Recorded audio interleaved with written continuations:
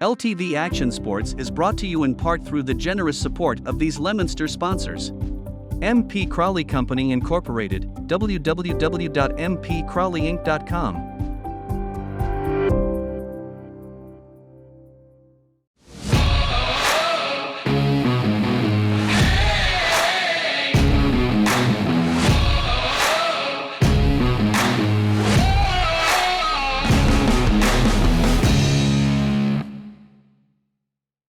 From inside the gym at Leominster High School, we say a very good evening, everyone, and welcome to high school basketball on another evening here on RFM. Whether you're joining us on YouTube, Facebook Live, or Twitch, as we said on Twitter this afternoon, the winter hiatus is over, and we're back to basketball tonight here on RFM, and boy, what a difference a year makes. 1 year ago, these two schools were competing for the top spots in their respective divisions.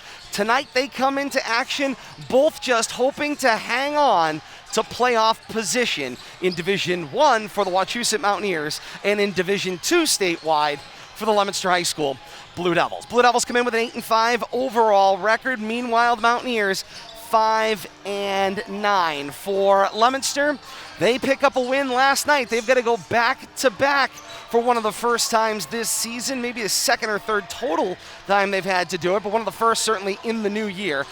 Coming off of a win last night on a rescheduled game on the road at St. Paul's, 73-54. And meanwhile, for Wachusett, they have been idle since Saturday, which was a cold day makeup at Worcester North. They took a thumping, did Coach Gibbons' Mountaineers, 64-38. And it's been a year for both teams as we welcome you to our courtside broadcast position. Alongside Bill Thomas, Todd Robbins for RFM, and Kate Robbins will join us in a little while here on RFM. Great to have you along with us tonight. And as we said, oh, what a difference a year can make. Bill Thomas, these two teams were at the tops of their respective divisions a year ago. And all of a sudden, the stack changes a little bit. And it's not because of poor performance by either team. The competition they're playing is stiffer. The competition they're being matched up against statewide, also stiffer. The numbers get harder. I even took a look at the most recent draft on MIAA.net of the power ratings and tried to project to next year where Leominster will become a Division I school. Right now, they hang at 20th in Division II in this current climate. Next year, their 7.8 rating as of today would be good enough for 30th out of 32 teams in Division I. So it's a 10-spot differential, and that's assuming all the calculus remains the same. So that's your backdrop here. Two great schools, two great basketball traditions, a great North Central Mass rivalry, but certainly one where both teams tonight desperately need this win. For Leominster, they got to string them together here down the stretch to improve their playoff position, maybe get themselves into a place to consider a first-round home game, or at the very least, good positioning for the mid-watch tournament. And meanwhile, for Wachusett, Coach Gibbons said it all to us in his pregame comments, and it is very simple. We got to have this one. We have got to have this one. If you look at the numbers, they don't lie, Bill Thomas. Not only do they have to have this one, they got to have every single one from here on out. Yeah, I think you're right, Todd. You know, and both teams have showed a lack of consistency up to this point in the season. Leominster boys started out 4-1, but the last 8 games have gone 4-4, and they've been in this 2 wins, 2 losses, 2 wins, 2 losses, 2 wins, back and forth, not really able to put anything together. And this is the time of season where you would expect yourself to find some consistency. You want to start stringing those wins together. As far as making the playoffs, Leominster's in a little better position, a little closer to that magic 10. But for the Wachusett team, they have a mighty struggle ahead of them. They started out 2-7, found their way recently to win 3 out of the last 5, but they're still struggling. Like you said, at 5 wins, 5-9.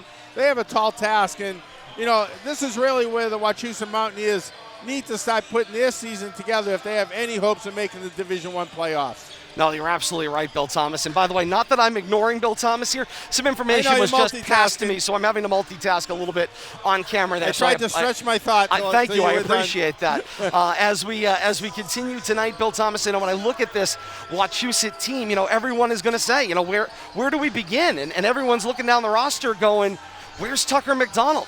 Where's Matt Reiki? Both were great football players. Both great basketball players in their 4 years Multi-sport players. Well, Matt Reiki is a little more of an open and shut case. Injury, had surgery to follow up. He is sidelined. Reiki will not be in action. And then for Tucker McDonald, we all knew, of course, he was a commit to UConn to play quarterback, to be a football prospect down there. We knew that 6 months ago. We knew that 6 months ago. What we did not know, and honestly what he did not know based on what we're to understand, he did not know he'd be there right now. But he finished up his requirements at Wachusett early, and Tucker McDonald is currently a student at the University of Connecticut, getting himself ready for spring football and ultimately ready to compete for a starting job as a freshman at the University of Connecticut. So certainly a great opportunity there for him. That's the key, Todd. They're giving him a chance to compete. If he wanted to start his college career a little early, accelerate his studies, and I think it's a great opportunity for him to put him in that position, to invite him down early, tell him he has a chance to win the starting quarterback job as a freshman. Couldn't ask to be in a better position to start your college career. And I think Tucker McDonald, for his future, is doing absolutely the right thing, foregoing the basketball season, giving up the rest of his high school sports career, and let's move on to the next chapter. And it's something that in Massachusetts we look at it and we go, wow, that's really unique, that's different. In states like Florida, Alabama, Texas, this is called Tuesday in most cases. It takes a unique athlete, a unique player to have these opportunities presented to them, and Tucker McDonald is one of those student athletes. And he will get that opportunity to compete down in UConn's campus in the years ahead. We're looking forward to it. Toldy's out in the audience tonight, streaming with us as well. So we're looking forward to that action tonight, indeed. And action to come here. Wachusett and Leominster, a battle of the 8-5 Blue Devils, the 5-9 Mountaineers. It's going to be a dandy each and every year. It always is. It's one you circle on the calendar, and tonight, it's one that both schools need. We'll have the action for you, whether you're joining us on YouTube, Facebook Live, or Twitch, or joining us in delay with our partners at Leominster TV. Great to have you along with us.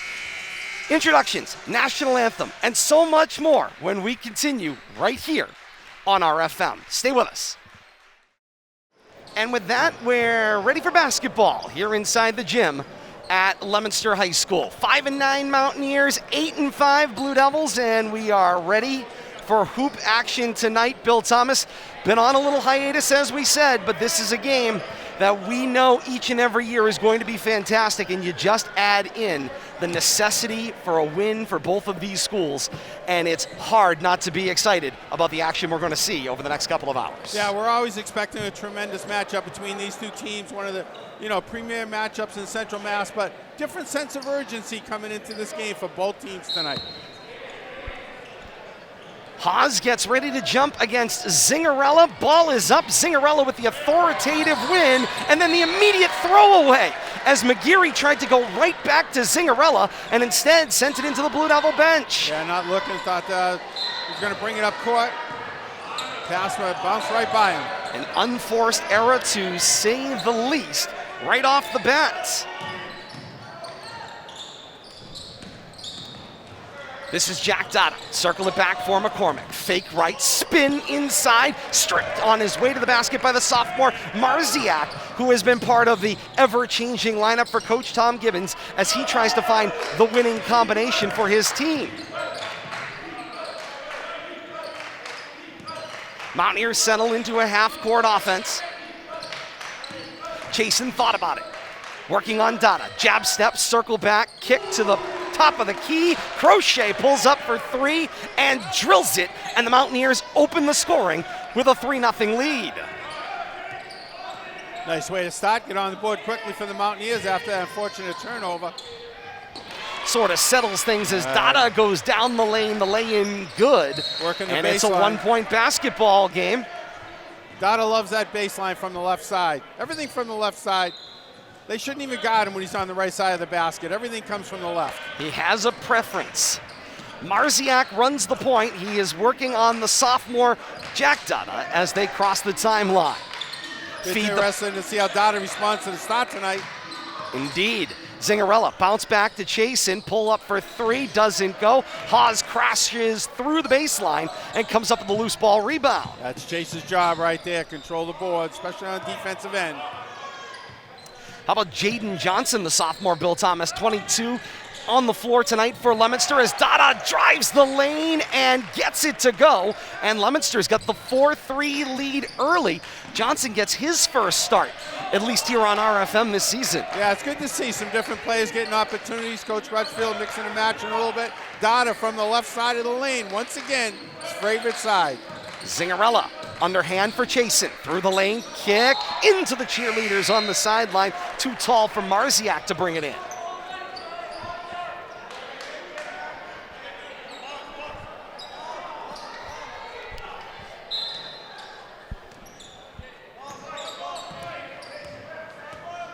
This is Dada.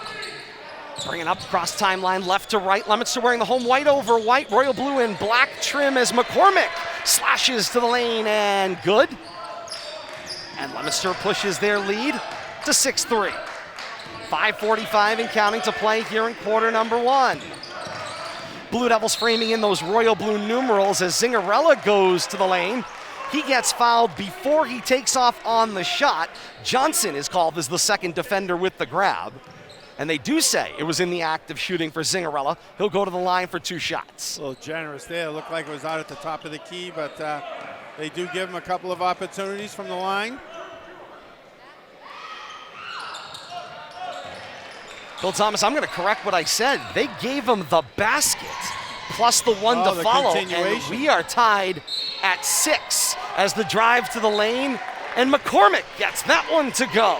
He's getting an and one also. Indeed he is. So trade and ones and a follow-on coming up here. I think the last game we did, Todd, Terrence struggled mightily. It's great to see him with a fast start here. Not trying to do it from the outside, though, but attacking the basket. And McCormick misses on the back end. Leominster's lead is 8-6 at the 5.5-minute mark of quarter number one. Let's welcome in third member of the broadcast team, Kate Robbins, standing by at RFM HQ tonight as down the lane, it's Crochet gets the open window and the lay-in good. We're tied at 8. And Kate, Bill Thomas was just talking about Terrence McCormick in that game against Westford. He struggled that night and sort of struggled in the last few games before we took that hiatus on the broadcast side.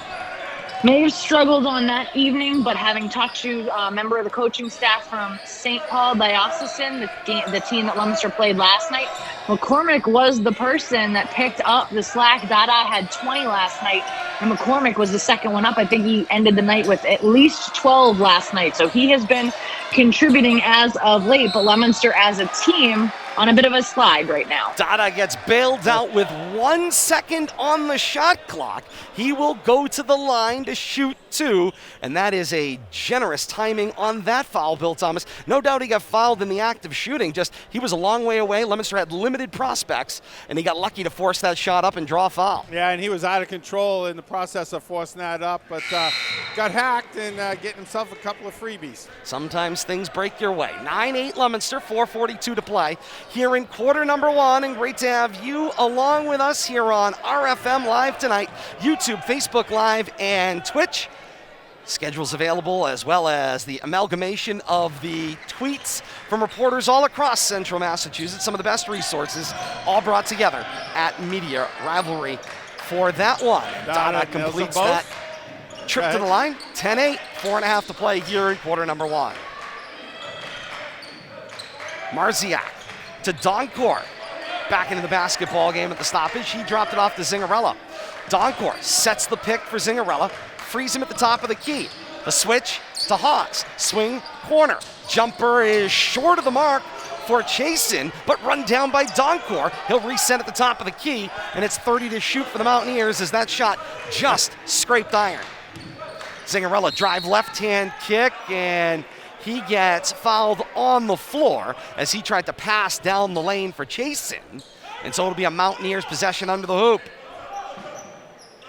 A little chaotic right there in the offensive end for the Mountaineers, but they draw a foul. 2-2 on the fouls. That one billed to Dada.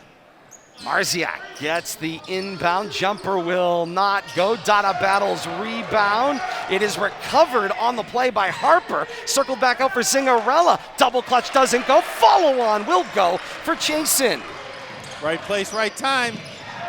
We're tied at 10, and it's a giveaway in transition. The steal for Harper.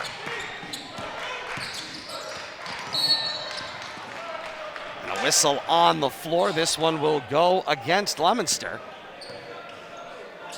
Ricky Encarnacion a little overzealous there, trying to get in the middle of that pass play out here near half court. Gets billed for his first. And Leominster's been battling their own adversity, Bill Thomas. They've been dealing with some illness that's been running through the team. People that, of course, have had to take days off for various reasons. Starting to recoalesce together as this three will get pulled up by Harper, and Harper delivers. Mountaineers claim the lead at 13-10, their second of the night. Back and forth we go in quarter number one, 3:14 and counting in this first quarter. A 3-point Mountaineer lead. Dada baseline drive, swing back, top of the key, find McCormick. McCormick from the triple threat, drop it off, find Haas. Haas swing back, Encarnacion. Encarnacion for Jack Dada. Jack Dada drive with 10 to shoot, gave up the lane. Now we'll throw on the brakes. Underhand, Justin Dada, fall away three, buried. 13 all, 2:48 and counting to play here in quarter one. I'd like to say that's where he likes it, but he was on the left side of the lane. And angling body-wise, Bill Thomas, toward the baseline as Marziak responds and leaves a ringer there. That one will not fall. Still tied at 13, 2.5 to play here in quarter one. Fast start offensively for both teams here tonight. End-to-end basketball. Dada the drive from the off angle, and that one won't go. Loose rebound, tapped on by Chasen, and almost immediately given away by Marziak. Steadied by Harper. Chasen steps up, got plenty of room, and decides to pass for Marziak. Now to Zingarella at the right elbow. Faces up on Encarnacion. Now starts to back him down. Fade away for Zingarella. That won't go. Rebound brought down on the play by McGeary, and McGeary's follow-on is a finish. Yeah, no Blue Devils there, boxing out. Easy putback for McGeary. 1:52 and counting to play here in quarter one. End-to-end basketball, both teams working in either transition up and down the floor or on the half court. The drive from Haas from the top of the lane. He gets caught up in traffic, and it's a foul called against the Mountaineers. Yeah, pretty evenly played game up to this point, Todd. 3 fouls each.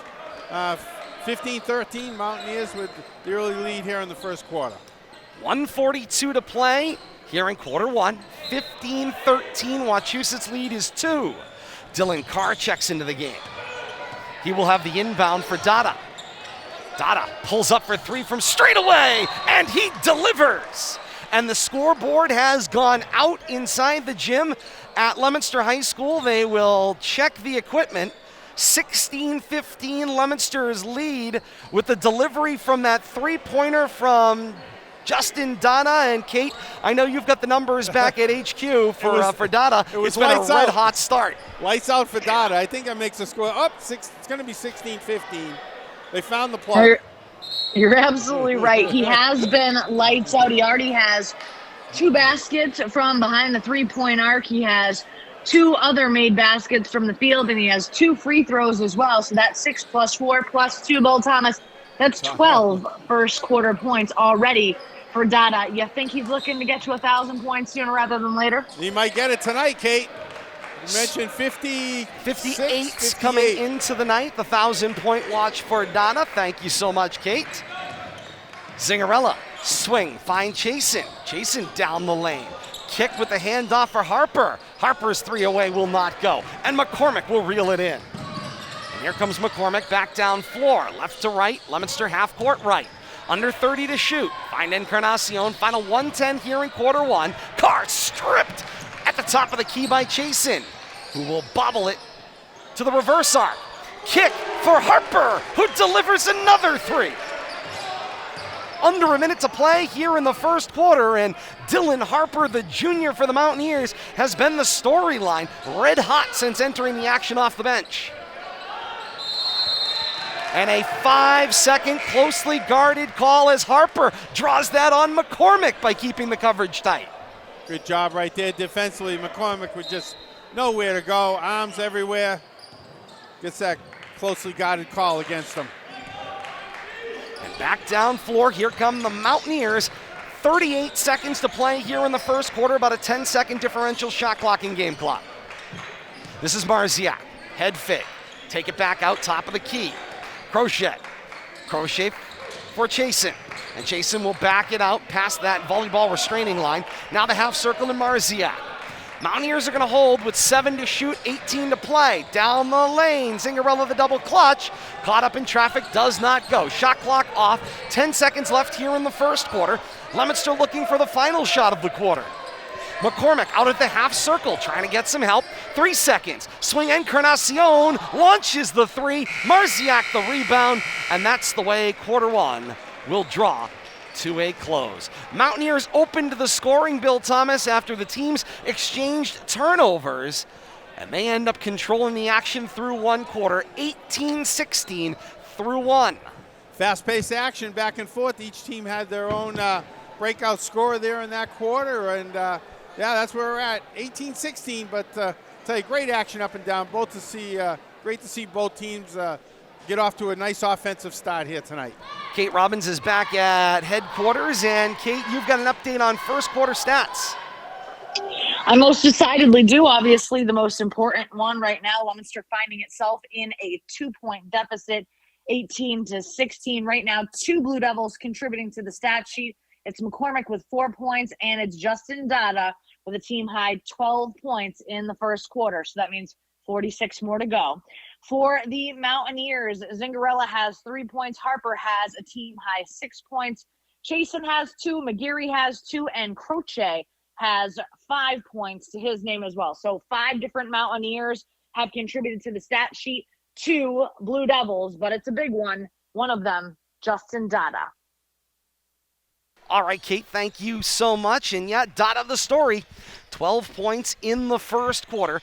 Second 8 minutes are up on the board. 18-16 Wachusett through one here inside the gym at Leominster High School tonight. Great to have you with us here on RFM, YouTube, Facebook Live, and Twitch. Joining us the world over, streaming on YouTube, Facebook Live, and Twitch. Halstead into the action and an immediate giveaway as we start the second quarter. And Leominster, Bill Thomas, has got to steady themselves a little bit here.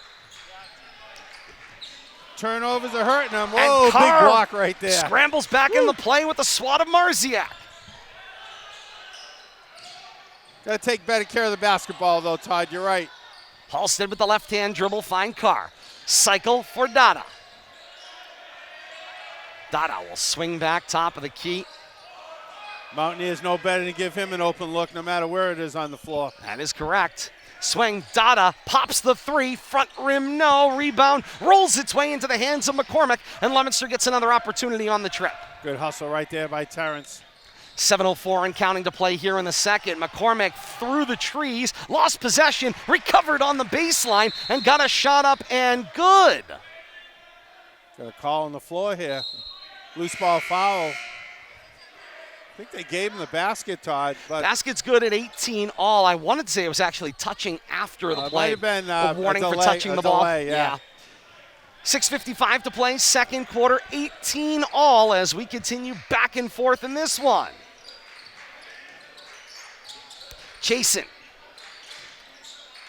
Swing, corner, this time. It's McGeary, drive the lane, hard off the back rim, and Dylan Carr, the senior, with the rebound. Good job right there to bother him on the way to the basket. Carr under the rim and lays it in and good. Good luck right there. Sometimes, Bill Thomas, accidental offense works out for you. Hustle pays off, too. Indeed it does. Marziak at the half circle. He will swing it into the hands of Dylan Harper. Harper directing traffic, working on Jaden Johnson. He'll drop it off for Zingarella, 6:10 to play here in the second quarter. Zingarella, little swim move, round, Hawes, underside of the rim. Zingarella was bothered on that one, wanted a foul that he didn't get. McCormick, little shoulder shiver, creates some space, and pops along too. Had his toes on the line here, he would have had a three. 22-18, 5:48 to play, second quarter. Marziak, the driving kick, finds Zingarella. Zingarella working on Hawes. Goes under Hawes and into the second row and right off the head of a texting fan. Bill Thomas, balls have been known to leave the playing surface. Please keep your face on the action. My, oh my, oh my. That could have been dangerous. Dada with the setup from Johnson. 3! Yes! And a timeout on the floor. Timeout Mountaineers. 5:28 to play in the second quarter. 25-18 Leominster. And what has got into Justin Dada? I think the 58 is floating around in his head, Todd, and I think he wants to do it tonight, all kidding aside. I tell you, he come out and he's on fire. But it's going to take more than just him to win this game tonight, although I'd like to see him chuck it up every chance he gets, especially when he's on that left side of the lane. Dada delivers right now in this first half of action. 25-18 Leominster's lead. Of course, this game against Wachusett tonight. They are on the road at Fitchburg. Is Leominster on Friday night? We've got that action for you. It is a doubleheader Friday night. 5 p.m. the girls tip off. 7 p.m. the scheduled time for the boys to tip to follow. We've got the action for you right here live on RFM from the Doug Grudgefield Fieldhouse in Fitchburg. Second meeting between the two storied rivals on the hardwood, both girls and boys action. We got it for you coming up on Friday, February 10th, and there's a storyline to be written there, Bill Thomas. In the building of your arch rival is a nice place. Absolutely, and the place will be rocking like it usually is. Big cavernous Fieldhouse, and it'll be full. 5.5 minutes to play here, second quarter. 25-18 Leominster's lead. Out of the Mountaineer timeout, here comes Marziak with the left-hand dribble. Crosses the timeline right to left, got deflected. Triple threat position here now for Chasen. Chasen drops it, foul line for Zingarella. Zingarella left-hand spin on Hawes. Little swim move underneath, got the finger roll. The basket won't go, but Zingarella's got two coming from the line. Nice move right there, spin move to free himself up under the basket. That is the first foul, Bill Thomas, called in this second quarter. Fouls were at 3 aside through one quarter. Yeah, both teams very active of playing clean. We've got a couple of veteran officials here tonight. Recognize and let the boys play.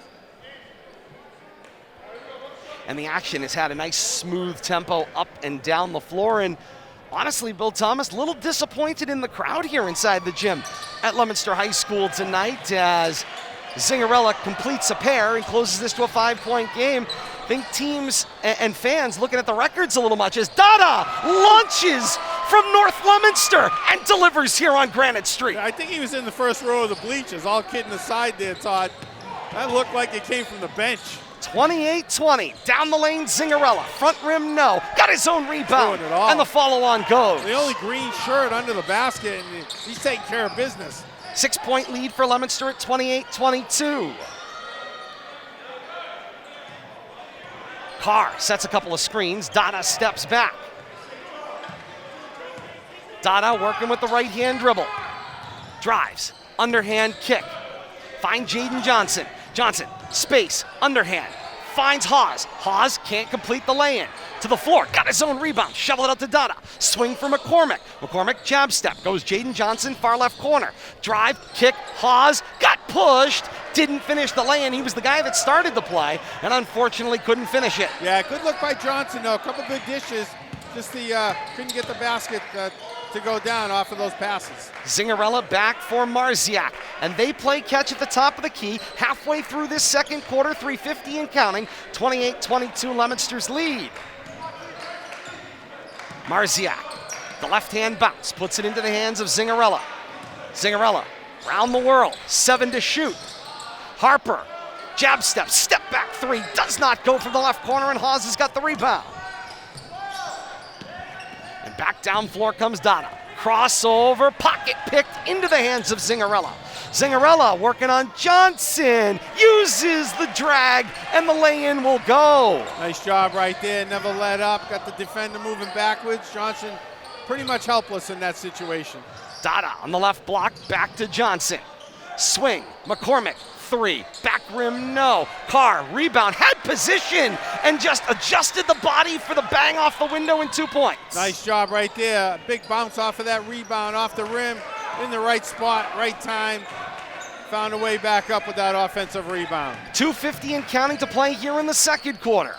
Zingarella, fake baseline, spin to the middle of the floor, and the lay-in is good. And he's taken over the second quarter for the Mountaineers, Todd. Indeed he has, and certainly separating himself. And Zingarella sort of became the odd man out. When Matt Reiki goes down, Tucker McDonald matriculates.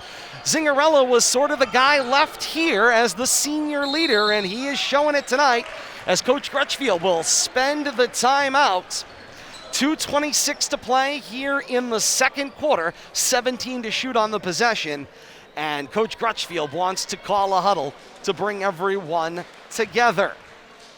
A little chaotic down there on the offensive end, but you're right, Todd. Coach Gibbons looking for that third man up right now, and Zingarella's really filling that role nicely for him. Indeed he is. Kate Robbins is back at HQ with numbers. Kate, what are you seeing for storylines? Right now for Leominster, it continues to be the Justin Dada show. He has a team-high 18 points. The number now is 40 to go to 1,000 points. Bill Thomas, you were absolutely right about the Mountaineers' offensive contributions in the second quarter. Zingarella right now at a team-high 7 points just in the second quarter. If you include the 3 he got in the first quarter, he's got a team-high total of 10 points. And here's a stat for you, Bill Thomas. Zingarella, the only Mountaineer to score in the second quarter thus far.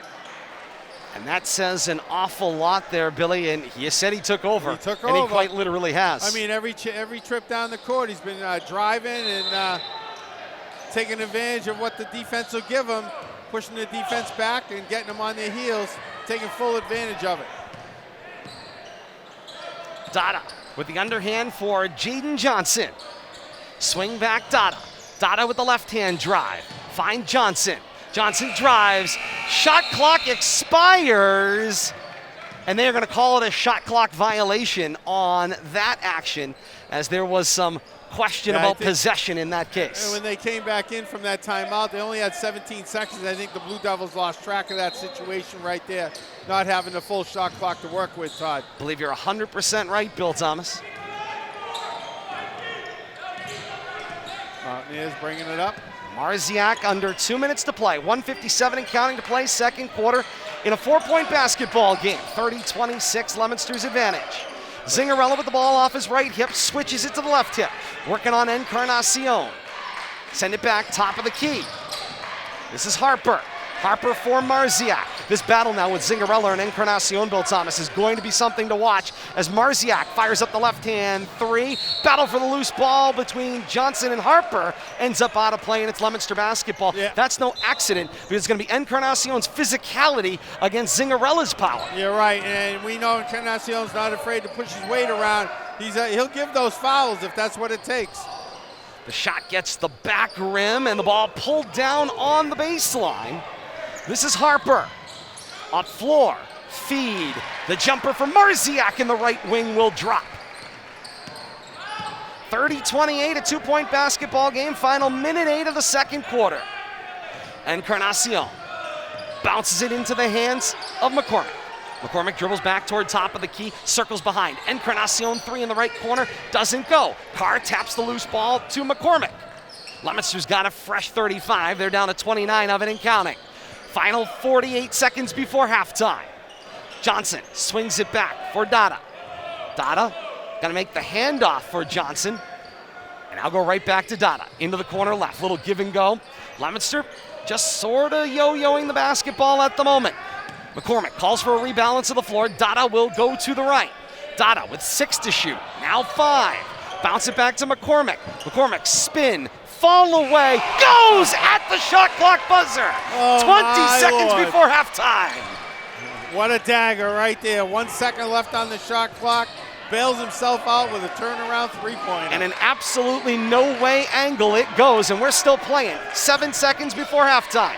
Zingarella at the half circle, half court to the left. Working with the left-hand step back. He throws up a 3 of his own, and he hits at halftime. Let's just keep playing. Set him up, and let's bring on that third quarter. Let's throw it up again. Don't let them go to the locker room, Todd. What a first half we've had here. 33-31, 6 points between the two teams inside of the final 20 seconds of action. Wow. Great offensive showing back and forth. And, the teams are trying to play defense, but both teams are finding a way to beat the defense down the other end. And back and forth. And we've got this 2-point game. We had a 2-point game in the first quarter. 2-point game at halftime. And Bill Thomas, we've been talking about this 1,000-point club for Leominster varsity basketball here. Before we send people to the halftime break, there have been 6,000-point scorers in Leominster varsity basketball history, both boys and girls. Of those 6, 1 has been male. 1 men's basketball player here at Leominster, Ryan Turbide, back in 2011. That was the last male player to score 1,000 points, only male player. Justin Dada would be the second in school history if he is able to make 1,000 points. And when was the last 1,000-point scorer, Todd? I know it was 2018, Riley Skinner. Riley Skinner, okay. I knew we were doing games then. Just couldn't remember who it was, but yeah, it's nice to see, and to be the second male basketball player to do it, I think that's a great tribute if Justin can complete that mission to get to 1,000 points. Yes, I carry these numbers around with me, Bill Thomas, and Ryan Turbide is also the all-time leading scorer for Leominster boys basketball. Over 1,000 points. We don't have the exact number. I could tell you second place, Brian Hashig, class of 2002, 965 points. So that is something Dada may be approaching somewhere. Into second place. Into second place, indeed. That is correct. Good for him. And season's far from over, too. Just in case Dada works his way to that 58 points, Bill Thomas, it would be a single-game scoring record. Ryan Turbide also has that number, 45 points at North Middlesex in 2011. So there you go. There's the numbers. There's the history for you, all thanks to a note on your phone. You never know how useful that can be here courtside tonight. Halftime here inside the gym at Leominster High School. Blue Devils 33 and the Mountaineers 31, and we're not done yet. A break, and we're back with more. Kate Robbins has got your complete first half stats and storylines. We'll preview second half action to come. 33-31, Leominster on top of Wachusett at the half. More to come. This is high school basketball right here on RFM.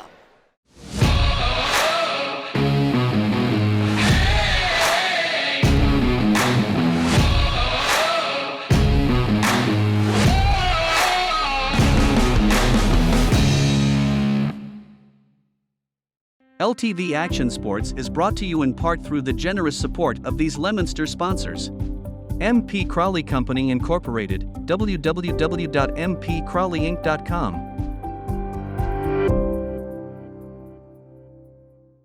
What a night of basketball here on RFM, and great to have you along with us, whether you're joining us on YouTube, Facebook Live, or Twitch, or in delay with our partners at Leominster TV. Bradley Bedard on hand for Leominster TV, bringing you the views high above courtside tonight. Bill Thomas alongside myself, Todd Robbins, here at our courtside broadcast position, and Kate Robbins back at RFM HQ. 33-31, Leominster on top of Wachusett at the half. If you weren't with us off the tip, where have you been? Don't go anywhere. We've got an exciting finish down the stretch. We've got some more 1,000-point information we were able to fill in. We'll get that to you coming up in a couple of moments. But first, standing by back at HQ, Kate Robbins has got your look at your first half stats. Kate. Well, first, I was not able to say this during the pregame because Patrick and I were getting ready here. But Patrick and I want to both wish you, Todd, a happy 38th birthday today. So making sure that you know that you are loved. Thank you. We'll be here when you get home. That's for sure. I will be there as soon as I can. It was nice to have the little guy stop by and say hello on his way home. That was a nice birthday gift. Thank you. I thought you'd like that. He told me. He voted. I didn't have a veto. So at any rate, let's take a look at first half stats. First for the Mountaineers, who find themselves in a 2-point deficit right now, 33-31 Leominster on top of Wachusett. Zingarella had a phenomenal second quarter. Right now, he has a team high 13 total points.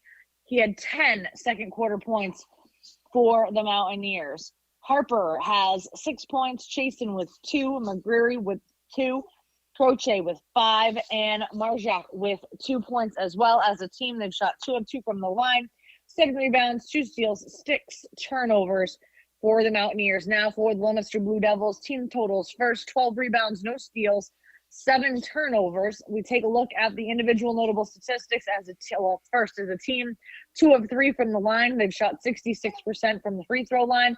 Carr right now with 4 points. McCormick right now with 11 points. And Dada right now with a team high 18 first half points. That means the magic number is 40. Indeed it is, Kate, and what a special opportunity it is.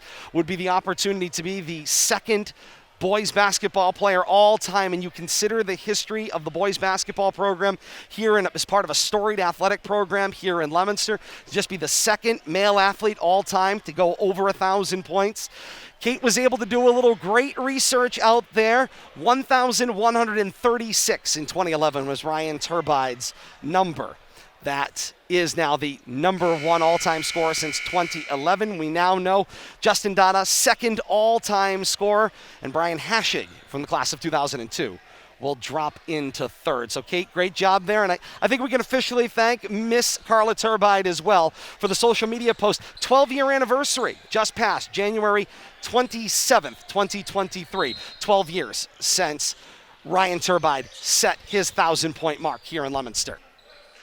You're right about that. Thank goodness I was scrolling on social media, and when you brought up the 1,000-point game for Ryan Turbide, I was like, I've seen that banner within the last few days. I got to go check it out. That banner is currently in the witness protection program. As Dada goes down the floor, there is a travel. Teams exchange turnovers to open the third quarter of play. Kate, thank you so much. Check back in with you in a little bit as we begin quarter number 3. And well, Bill Thomas, sort of kind of the way we started. Yeah, back-to-back turnovers. Haven't missed anything yet. No. Steal by Justin Dada, but he had his pocket picked on the way to the basket, and Mountaineers gave it right back again. 33-31, still at our halftime score, 30 seconds into the second half. Dada, drive foul line, kick back Carr, drop it into the paint. Haas creates a little space, steadies himself, and the lay-in is good. I guess he did. And then Jack Dada immediately pressures the inbound. It gets knocked away. And so the Mountaineers, a little different look here with the full court pressure too, Todd. Indeed, will keep the basketball. A second inbound. Chasen finds Zingarella. Token pressure. Indeed. Just to kind of make him think about it a little bit. First minute gone by here in the third. Chasen, full speed drive. Kick corner Harper. Open look at 3 from the left side. Line drive, front rim, no. Jack Dada picks Zingarella on the rebound. He had that too. He's ready to go back up with it. Kick. Haas finds Carr. The baseline drive, and the lay-in is good. A nifty hook under the basket right there by Carr. 37-31 Leominster. Back down floor. This is Chasen. Chasen for Marziak. Blue Devils with a quick 4 points here to start the third quarter. Drive and kick. Now back. Marziak. Marziak throws a screen on Haas, and Zingarella steps back toward the top of the key. Zingarella, the screen, roll back, bounce. Here's the drive from McGeary. Kick back, Chasen, left hand 3, front rim, no. Marziak runs down the rebound. Cues up Harper. Off the side of the backboard, it won't go. Baseline, recovered by Marziak, and it's a third opportunity for the Mountaineers, and McGarry says, nah, I think I'll wait. Let's balance the floor and try this again. No clock reset there, though, Todd. They're still working on the same shot clock. 17 to shoot, 5:53 and counting to play here in the third. Zingarella, kick back for Marziak. Marziak, bounce for Zingarella. Dada tried to tap over the top. Step back off it, Zingarella recovered. Shot too strong, and the rebound for Justin Dada. Yeah, Zingarella wants the ball every trip down the court. Swing it back. Jack Dada, corner McCormick. McCormick, the baseline drive. Haas gets fouled by Zingarella from behind. And Haas will go to the line to shoot 2. 5:25 to play here in the third. Good job by McCormick, though, drawing the defense with that baseline drive. Gets the cutter. Haas gets himself to the line.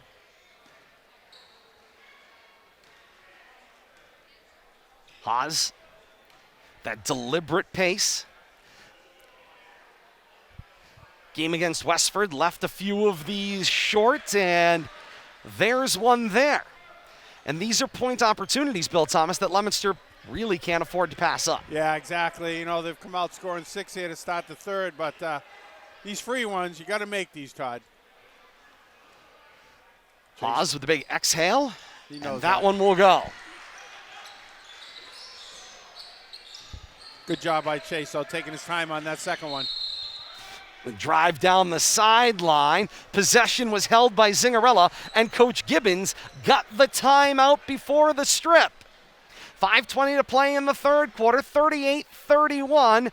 Leominster has added to their halftime score. Meanwhile, Wachusett still stuck on 31 from halftime. And as I recall, Todd, they came out a little slow in the second quarter, too.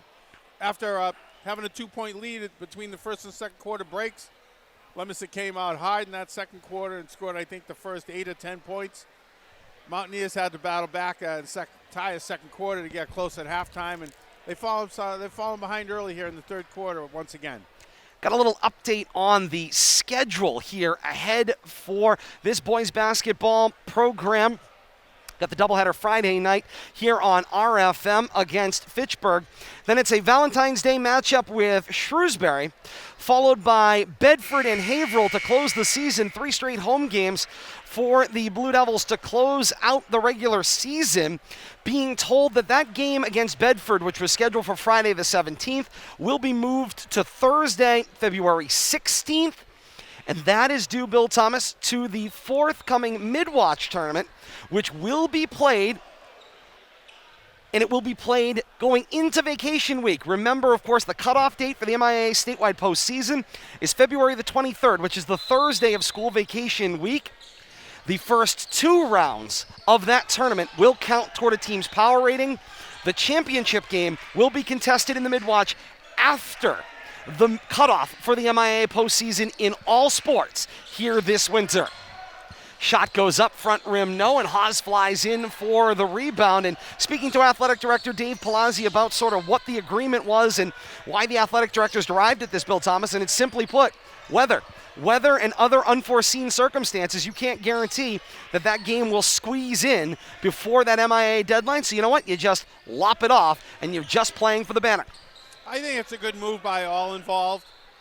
You're not trying to force in extra games. Get your games in for the tournament, statewide tournament, but, have your mini tournament also. Dada's pull-up got deflected. Chasing down floor. Shot is waved off. It will be a block called against McCormick, but the foul is on the floor. It will be Mountaineers' possession. Coach Kevin Crutchfield a little incensed off the sideline.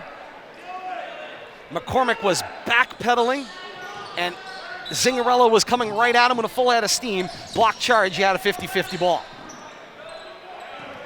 Zingarella gets the inbound, 4.5 to play here in the third. Zingarella with the 3 and hits. Has any other Mountaineer scored since the first quarter? I think he's got every point since then. We're going to go to Kate Robbins. Kate, help us out. Kate standing by at headquarters. Has anybody else scored is the Bill Thomas question. They have. Marzek had 1 basket from the field in the second quarter, but otherwise it's been all Zingarella in the second and the third. That was the first made basket for the Mountaineers in the third, by the way. That is a walk called in transition. Thank you, Kate. Appreciate that. Carr's shot was short. Harper had the rebound and then an immediate giveaway by the Mountaineers. 4:01 to play here in the third, 38-34. McCormick and Carr play catch and then send it to Jack Dada at the half circle, middle of the floor. McCormick calls out signals, drop it off for Jack Dada. Now to Justin Dada. Foul line, Carr. Kick, Jack Dada, 3. Back rim, no. Rebound, uncontested for Crochet, the senior. Here's the drive through the lane. Scoop shot for Zingarella, and it goes again. Zingarella having a night. And a lazy pass, Dada to Dada, got knocked into the backcourt by Chasen. Jack Dada runs down the loose ball, finds Justin Dada, bullet, Haas, baseline, space, count the basket, and the foul! What a move by Chase right there, up, under and over. The definition of by any means necessary. And you talk about accidental offense. One click away from losing the ball in the backcourt here turns into a layup with an and one. And Haas at the line, 3:18 to play here in the third. Leominster +4. And make it +5. Like the way he takes his time there and concentrates, Todd. All in on those foul shots. And Leominster brings the full court pressure once again. Dada playing off Chasen as they come across the timeline. Chasen finds Crochet. Crochet for Harper. Blue Devil bench starts the defense chant, and the student section tries to join them. It's Zingarella with a little jab step, create space, kick it back to Mitchell Doncourt. He's seen limited action tonight. Harper into open space, 3 away, side rim no. Hogs the rebound. And here we go in transition back down floor. Swing Dada to Dada, right around that half circle. This is Jack Dada. Dada for McCormick, for Haas, left block to the baseline. Zingarella closes the door, swing it back, Jack Dada. Bullet through the middle of the paint, finds Justin Dada. Kick, Carr, 3 away, line drive won't go. Doncourt has the rebound taken away by Haas, out of play, and the basketball to the Mountaineers. Offense a little chaotic right there. Couldn't find their spot. Good job by the Mountaineers defense covering the shooters. And a nice hand for Chase Haas, who's going to get some rest over on the bench. Ricky Encarnacion will check back in. 2:18 and counting to play here in the third quarter. Chasen for Doncourt. Doncourt strong to the lane. Side rim, that one won't fall. And the rebound down for McCormick. Dada and Encarnacion play catch, and Jack Dada the giveaway as Chasen steps in the lane. Under 2 minutes to play here in the third. 41-36 and a low-scoring third quarter for the Mountaineers. They have only produced 5 in this third quarter. Zingarella, the crossover on Carr. Zingarella rolls off contact, kick back, find Crochet. Crochet bounced Doncourt, 10 to shoot. Doncourt, triple threat, caught in the right corner. 90 seconds left here in the third. Bounce it back, Zingarella, 4 to shoot, now 3, go 2, 1 second on the shot clock, and it's a shot clock violation, and the ball will go back to Leominster. Nice job by the Blue Devils. Great double jump in when Zingarella tried to turn towards the basket. The weak side defender there got off his guy and doubled on Zingarella and completely blew that offensive play up. Question comes from the Wachusett bench, and it's a fair one. With 86 seconds left here in the third quarter, had the ball already been whistled out of play. College basketball, they would have gone to the monitor. They would have put a second back on the shot clock. They would have inbounded the ball, maybe have a chance at a shot off a catch and shoot. I thought that was a quick call on that shot clock violation myself, Todd, but hey, it went the Blue Devils' way. Highlight across the floor, Jack Dada. Through Carr, touch pass to the lane. Haas back in the game. Haas back on the board. 2 points up for Leominster. Under a minute to play here in the third. Haas doing all the dirty work under the basket on both ends of the court. He's covering Zingarella, and he will scramble back into the play and commit the foul. And I'll tell you, it's a good give there, Bill Thomas. Why give him the open lay-in? Even if it's contested, Zingarella has been almost automatic. Yeah, especially the way Zingarella's been chucking him up and they've been going in for him. Absolutely right, Todd. That's a good foul. That was Chase's first. Got a couple more to give. Got to play him in his uniform. Crochet on a long 4 count. Goes all the way up top to find Zingarella. But an 18-second differential shot clock and game clock. The swing, Crochet, the open left corner, 3, and it's on the board. 43-39, and here come the Mountaineers down the stretch here in the third quarter. Dada, corner for Dada, bounce pass, finds Carr, jumper is good. Finding the spot right there. Dada doing a great job. 45-39, 10-second differential shot clock and game clock. Zingarella, drop it off, Marziak delivers another three. And that was from the Mountaineers bench that time. And don't look now, a three-point basketball game. 45-42, 5 seconds left here in the third. It's McCormick for Jack Dada. Spots up a three, may have got a piece of it, did McGeary, and that will not go. Third quarter over. Through three here inside the gym at Leominster High School. It's Leominster 45 and Wachusett 42. The all-important fourth and final quarter on deck here inside the gym tonight. Timeout on the floor means time in for Kate Robbins. Stats through three quarters. All right, we're tallying things up right now, and for the Mountaineers, it's still the Zingarella show. Team high 18 points. Right now, the Mountaineers have 6 different members of the team on the offensive stat sheet.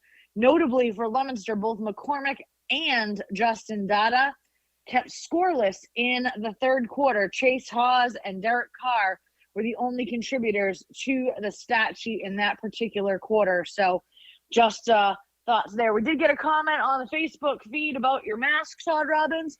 For those of you wondering, he's wearing a mask because we have a 5-month-old who can't get vaccinated. So thank you so much for your concern out there in Facebook land. No, I appreciate that. We always appreciate when somebody's worried about my health. I am A-okay.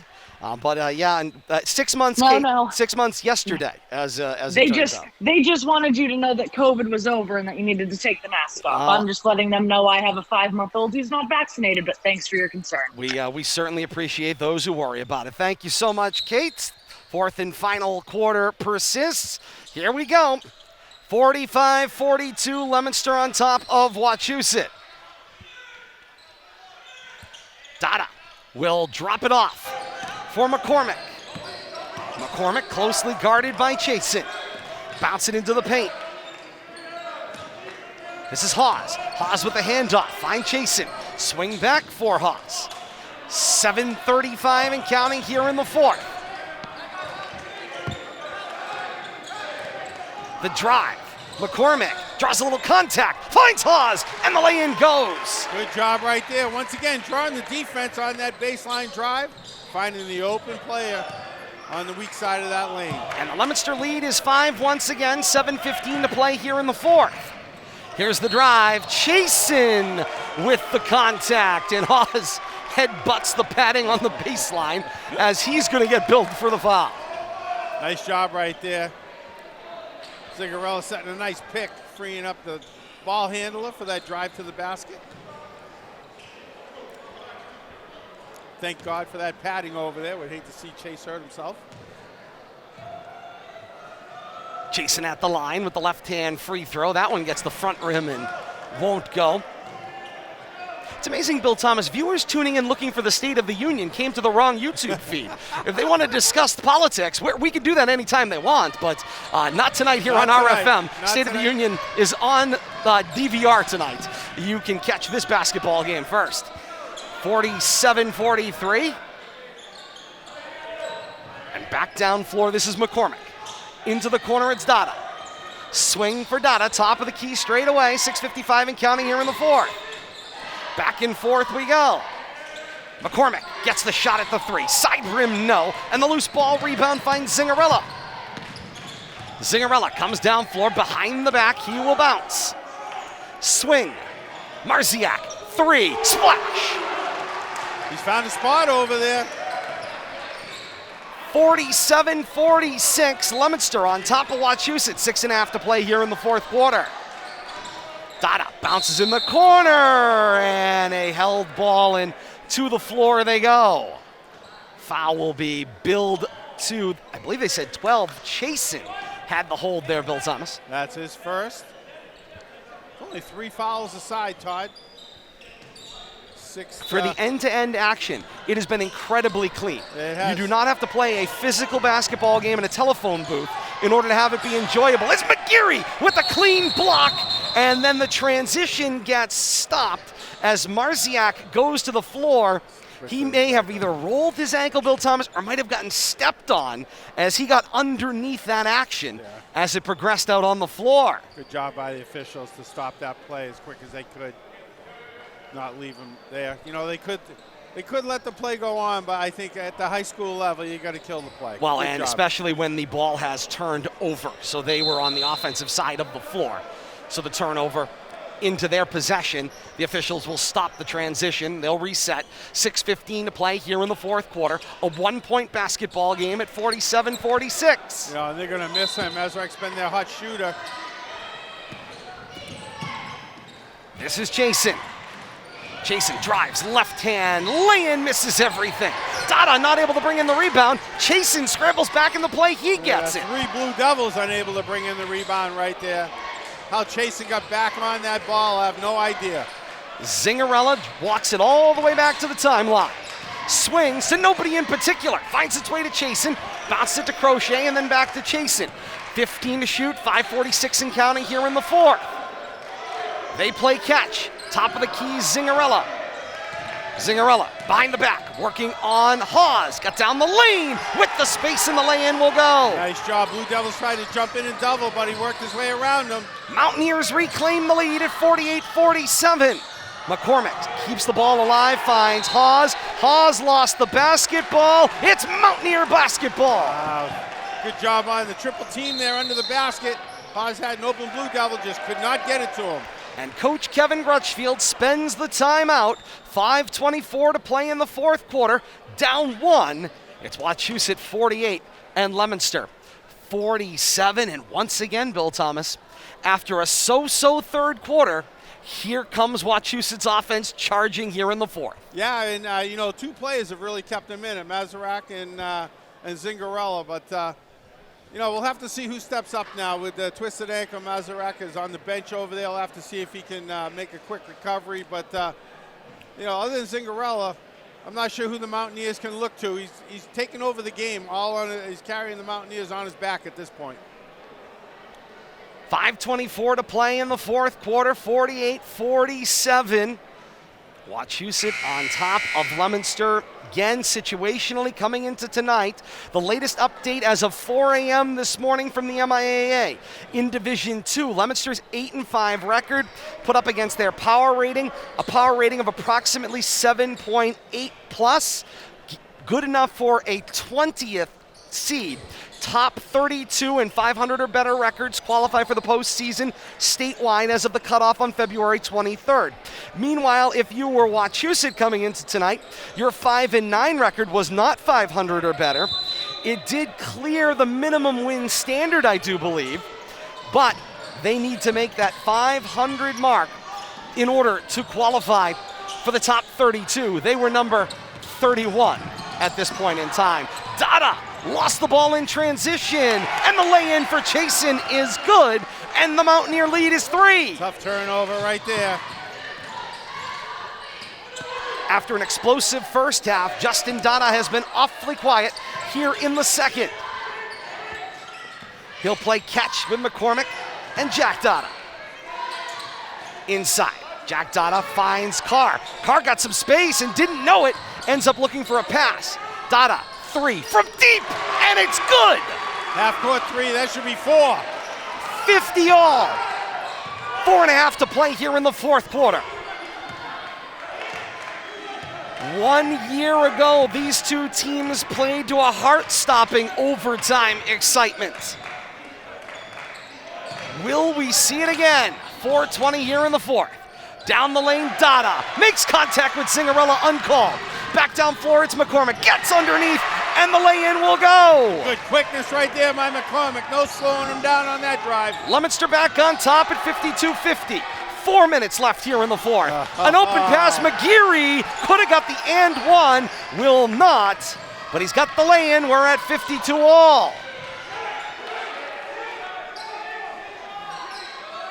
Dada for Dada in the corner. Bounce pass inside Carr. He got held up by McGeary, who's beside himself, but McGeary had his arm between the legs of Carr and was holding on to his arm trying to play the ball. Good call right there, loose ball foul. I thought they were going to call a held ball for a second there, but Blue Devils did get the call on that one. 3:46 to play here in the fourth quarter. The inbound, it's Hawes, and he gets buried by McGeary, who doesn't question that one. He's quite clear on who committed the foul. Good foul right there. They'll gut him before you get in the act of shooting. Well, it was authoritative, to say the least. He didn't waste that foul, that's for sure, Todd. 5-3 in fouls, nobody in trouble as of yet. Dada thought he had that three and it didn't go, but the rebound is for Harper. Harper got a lane to the rim, lay-in will not go, and the rebound down for McCormick. I'll tell you, Blue Devils fell asleep on defense. They caught a break right there. Dada with Dada. They'll catch and replace Jack Dada out to the half circle. Tries to drop it for McCormick. Harper got a hand on it, and Harper is going to get billed for the foul. Oh, starting to add up now too, Todd. That is the sixth. Leominster will go into the bonus with the next foul committed by the Mountaineers at 52 all. 3:21 to play here in the fourth quarter. Blue Devils have 3 fouls to waste. Play some tight defense here down the stretch. The Dadas play catch at the top of the key. Jack Dada now looking for some help. 22 seconds. Justin Dada comes around traffic, gets the pass. They'll play catch on the short side. Now they go back to the wide side. It's a catch and a replace. Inside Carr, turnaround, wide open two. No roll, Zingarella the rebound. Zingarella got run off the angle as Justin Dada scrambled back into the play. And Zingarella gets double teamed into the corner, and it's a timeout taken quickly by the senior, recognizing the no-win scenario. He says, let's take a timeout and get a fresh inbound. Yeah, and do a reset here. They still got 29 seconds on the shot clock. 52 to 52, 2:49 left to play in the fourth quarter. What a game, Todd. Everything we expected. Both teams fighting for their playoff life, and they're playing like it tonight. It has been a treat down the stretch. It will continue to be, and this is how the action is going to go from here on out with these statewide postseason, Bill Thomas, and the way the math goes for Central and Western Mass schools. You have got to perform better than what we used to consider elite in order to have numbers that qualify. I mean, that is just a fact. So every single game matters. You can't lose against a quality Central Mass opponent. It would be to your detriment. And tonight, for Wachusett, I firmly believe a loss here ends the opportunity. They can't get to 500 without a win tonight. Yeah, you know, their backs are really against the wall. They're playing like it tonight. You know, but you try to strive for that 10-point margin of victory to help build up your power plays. Neither team's going to reach that tonight. They're just both scratching for a win. Scratching and clawing to the finish line. That's what we got here. 52 all, 2:45 to play here in the fourth. On YouTube, Facebook Live, and Twitch, high school basketball here on RFM, and in delay with our partners at Leominster TV. In the corner, drive, Harper, kick, Zingarella, open three is off the mark. It missed everything out of play, and the student section lets Zingarella know about it. It's the only time he's missed anything tonight. I was going to say, might not be the right target for a chance. He's been phenomenal tonight. He hasn't missed much. Dada's play catch just off the arc left side. Now to McCormick. McCormick for Jack Dada. Swing, Justin Dada. Double team three. Front rim, no. McGeary battles through a double team to come up with the rebound. Stuck at 52. 2:05 to play here in the fourth quarter. Chasen will step back. A straight line develops. Chasen uses the screen. Frees himself up, and the lay-in is good. Triple screen stack right there. Mountaineers ran that to perfection, Todd. Looked like a wall on the soccer pitch, and he made it work with the body. Bent it in, 54-52. 1:42 and counting to play here in the fourth. Justin Dada, entry pass, find Hawes. Hawes on Zingarella, gets low, hook shot over the head, won't go. Dada, the jump and tap, and that one will go. And Coach Kevin Grutchfield, 91 seconds left in regulation, spends the timeout. 54 all. I think Dada tapped that one out of Zingarella's hands as he was trying to control that. Nice job by Justin. Kate Robbins is standing by at RFM HQ. Kate, here we are down the stretch. 91 seconds left in regulation, and the numbers right now, they don't lie. It's been a back-and-forth basketball game, and it is obvious on your sheet. No, you're certainly right about that. Right now, the difference is Leominster is essentially absolutely relying on Dada. McCormick who has been quite quiet since the first half. Second half, they've been relying on Haas. So it's essentially been a big three for Leominster tonight. Whereas for Wachusett, basically out of necessity, they've had to diversify. Zingarella, we know, team high 20 points for the Mountaineers. He has been lights out up until this quarter. He has a lone basket from the field in the fourth. But right now, Wachusett's still getting stats on the offensive stat sheet, scoring contributions from 6 different Mountaineers. So when you have only 3 people essentially that you're relying on for Leominster, but you're getting contributions from 6 on the other side, that's putting a lot of pressure on Leominster for their offense out of Dada, McCormick, and Haas. Great point, Kate, and we'll be back with Kate. She'll have a complete post-game wrap-up of this one. We will also be joined by Leominster head coach Kevin Grutchfield and Wachusett head coach Tom Gibbons coming up post-game here on RFM. Stick and stay with us. Battle for the action. Carr into the front row. Zingarella, swing, chasing. Harper 3. That one doesn't go. Crochet the rebound. Final minute 5 here of the fourth quarter. Mountaineers get a fresh 35. Mountaineer bench is on their feet. Zingarella, back and forth plays catch with Chasen. 52 seconds left here in the fourth. Now 18 to shoot. 45 seconds left here in the fourth. Zingarella starts to move, round the rim, drop it, Chasen 3, side rim no, Haas the rebound, and he will drop it off. About a 3-second differential, maybe a little less. 30 seconds left in the fourth. Dada with a little contact with Chasen, who gets cleared out. Leominster can hold for one final shot. There is a 2.5-second differential. Shot clock and game clock. 14 to shoot and 16 to play. Now 12 to play. Tied at 54. Leominster will take one final shot. Justin Dada would be their preference. Dada right now is deep. Carr at the foul line, 3 seconds. Carr, and it's a shot clock violation. The Mountaineer defense forces the violation. Leominster too choosy on the offensive end. 1 second left. And Coach Tom Gibbons is pleading his case with the officials, and he will now spend a timeout. I think he would like to see time added back on the clock. Well, I think there was about 2.5 difference. About a 2.5 differential. So, I mean, how can there only be a second left with a shot clock violation? He has a great point, Todd.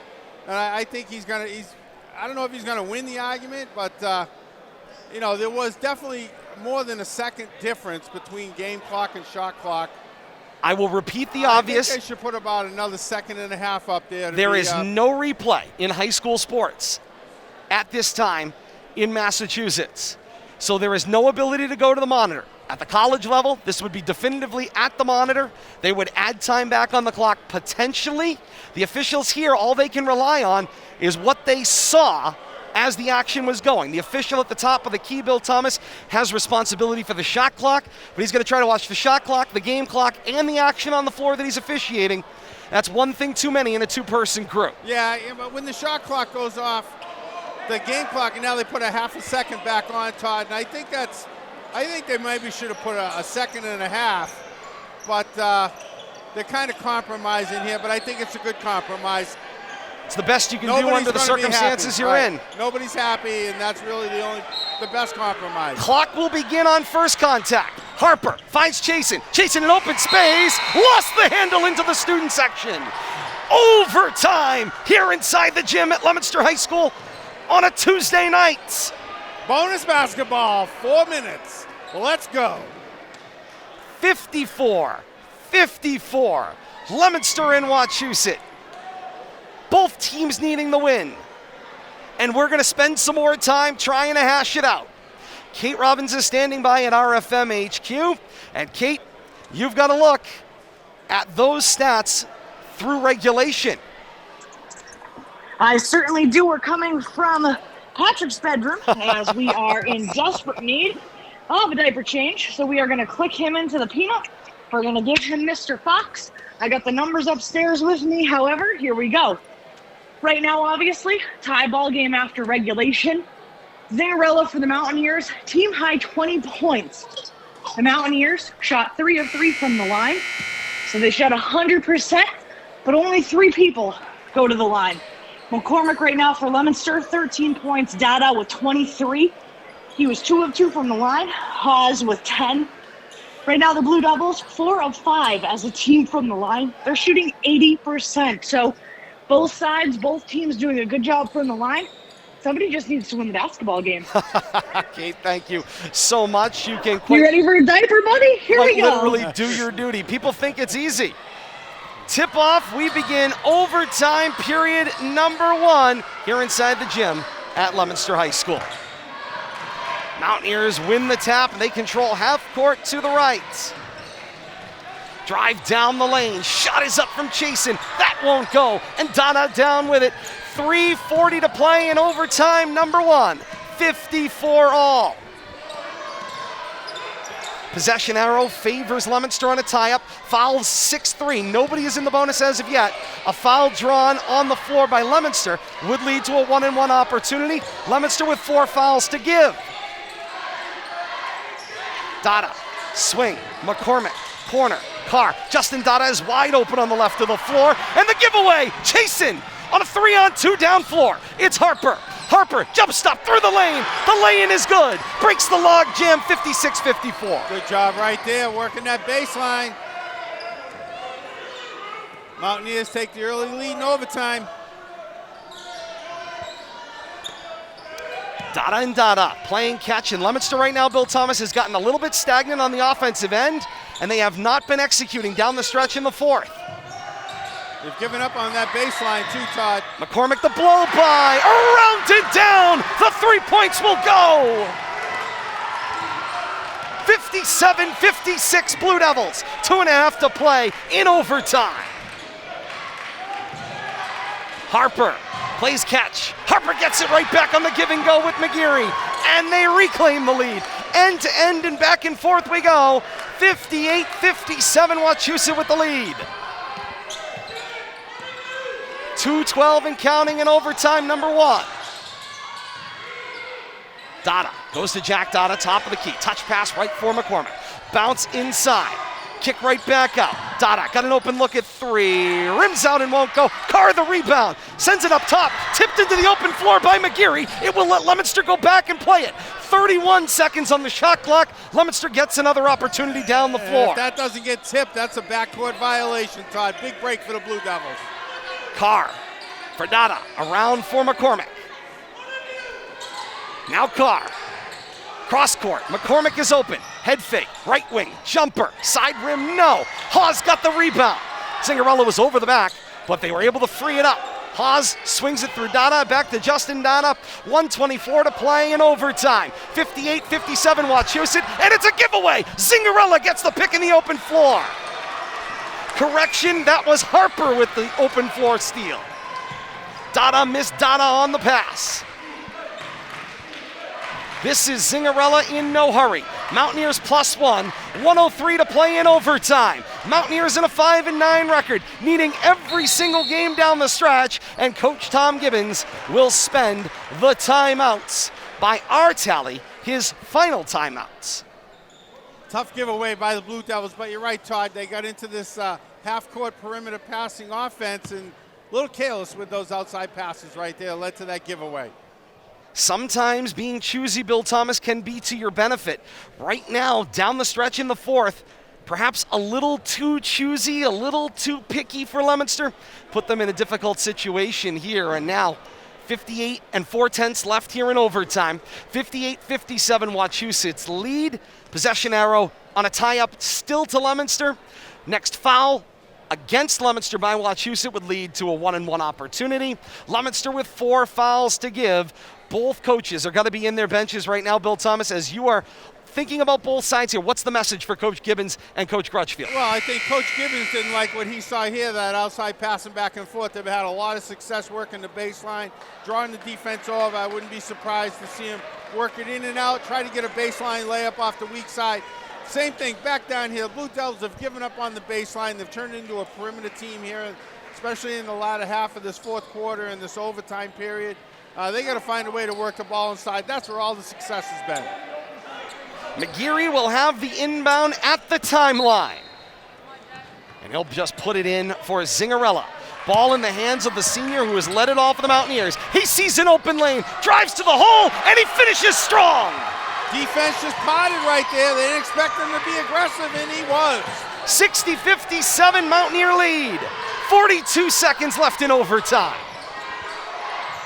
Dada steps in. That one was taken out of the air by Harper. The follow-on. Johnson gets the lay-in plus the foul. Johnson's first points of the night, I think. He's going to the line, the sophomore. Finding himself getting important minutes tonight.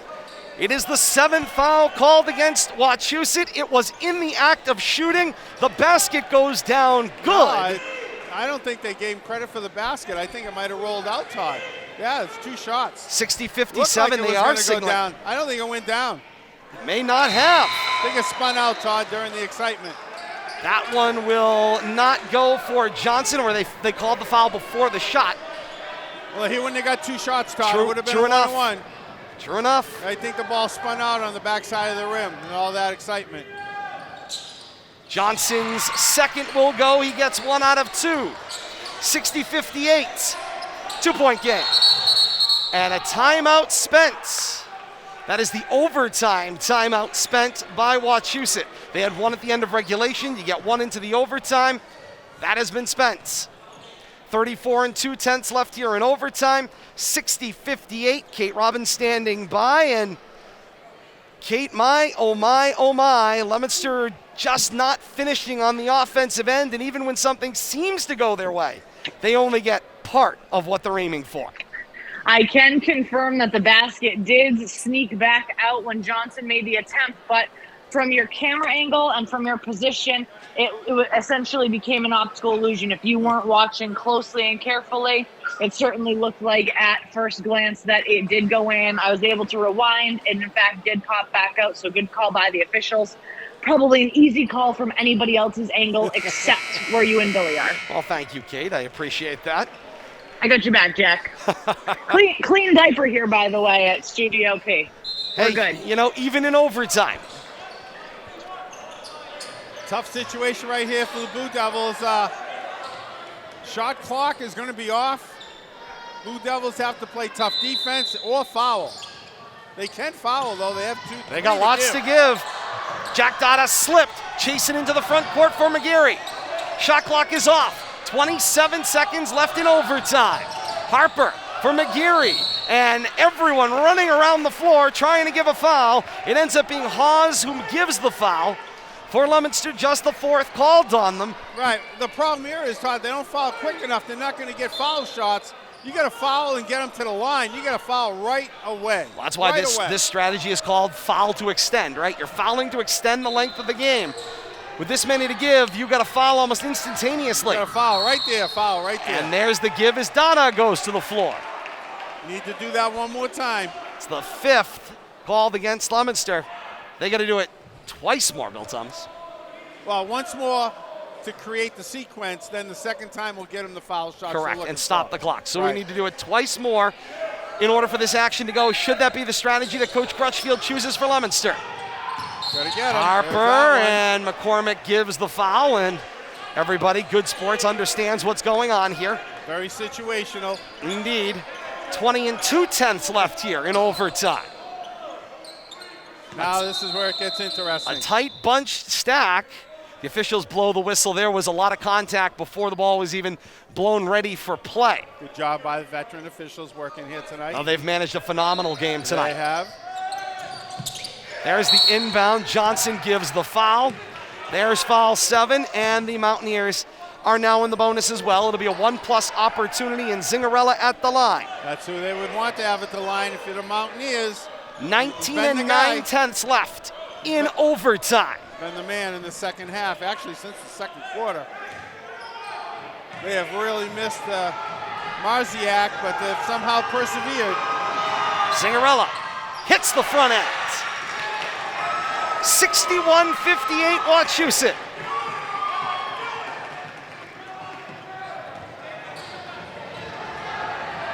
Three-point game at the moment. A make makes it 4. Zingarella's rimmed out. It's a 1-possession basketball game. Zingarella tried to tie up. Dada didn't get it. Shot clock off into the front court. Leominster spends the timeout. Well, I don't think it's any secret what they have to do now, Todd. Find a three-pointer. 13 8/10 left in overtime. 61-58. Wachusett with the lead. You look for that quick two, Todd, if you're getting that extended defense out to the three and then you foul back, or do you take a chance chucking up a three, Todd? What are you looking at for here? I suppose the supposed experts would say a quick two could still work, and a steal. You could give the foul immediately on the inbound, so that option exists for you. Still a 1-and-1 situation. Correct. So you're no worse off, but you've got to go the full length of the floor, and of course 13 8/10 left here in overtime. To me, you want the tying basket potentially on this opportunity, and I have to imagine for Leominster, everybody knows it. Everybody in the building, everybody on both benches.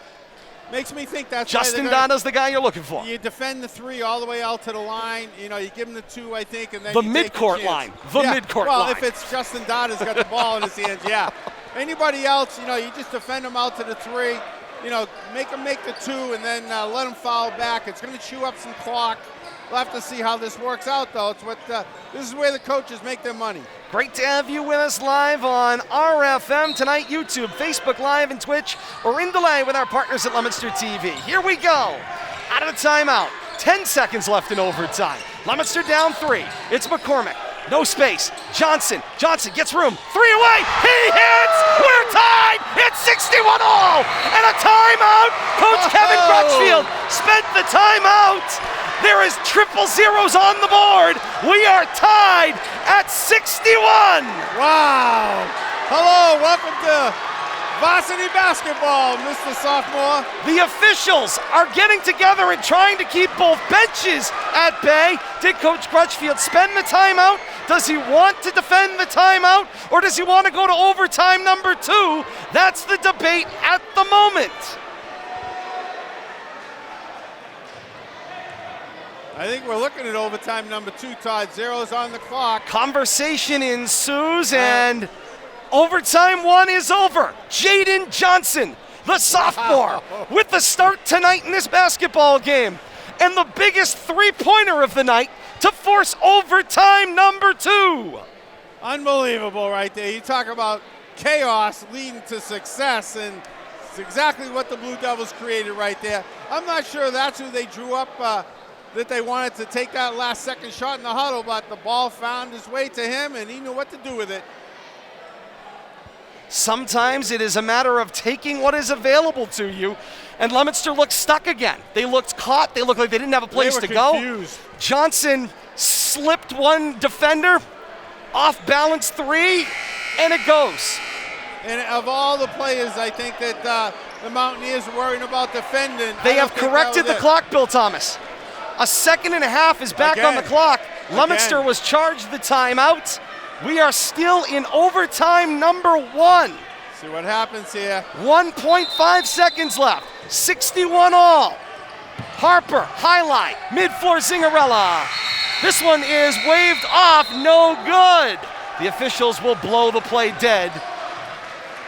I think we could safely go to overtime number 2. I heard the buzzer. 4 more minutes of basketball. My, oh wow. my, oh my, what a tangled web we weave here inside the gym tonight. Hope nobody had plans, because stick around, more basketball. Call your friends in the basketball world. It's great to have you along with us tonight. This is why you never miss Leominster and Wachusett playing boys or girls action inside the gym at Leominster High School or on the road at the gym in Holden. Always a treat. 61-61 through 5 quarters of basketball. We'll play quarter 6 or overtime number 2 after this. Kate, you're looking at the numbers. Tell me what they say. Saying double OT, guys. This is insanity. Right now, for Leominster, the only people in the first overtime to have points were Johnson. He had 4 points in overtime for Leominster. Those were his only points thus far in the game. And Terrence McCormick had that long three as well. So Leominster right now relying primarily on perimeter shooting in order to get the job done in overtime, and now they forced another Cinderella OT. wins the tip. Shot comes loose, and a whistle, and a traveling violation, and the ball will go back to Leominster. It was the third straight tap won by Wachusett, and they almost had an open basket, but for a traveling call. And that was a set play off that tip. Quick break to the basket, but yeah, billed for traveling. Justin Donna with the ball. Kick for McCormick. McCormick thought about it, takes it back toward top of the key. Now foul line. Haas right back to Donna. Thought about it, step up, long two, bothered, off the mark and into the hands of Zingarella at 61 all. 30 seconds gone by in overtime number 2 here inside the gym at Leominster High School tonight. Donna ran over on that three-point attempt. Didn't get the call though. Zingarella for McGeary, rolls off open, waits for the defense to blow by, and McGeary with the lay-in. 63-61. Good open look. As soon as they double Zingarella, he knows that somebody's open. Doing a good job finding that open man.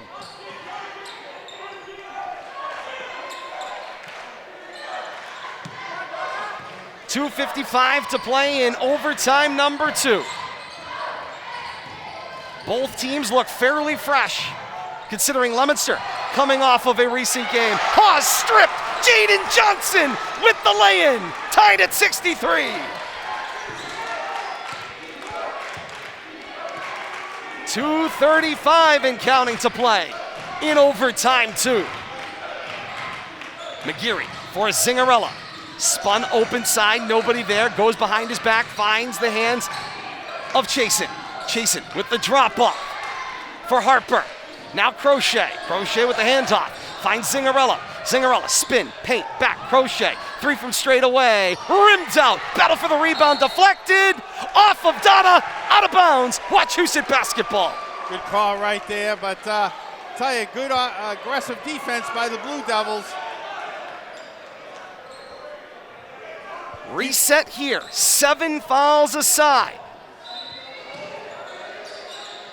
Possession arrow should, Bill Thomas, belong to Leominster. The inbound, McGeary caught the backside of the basket.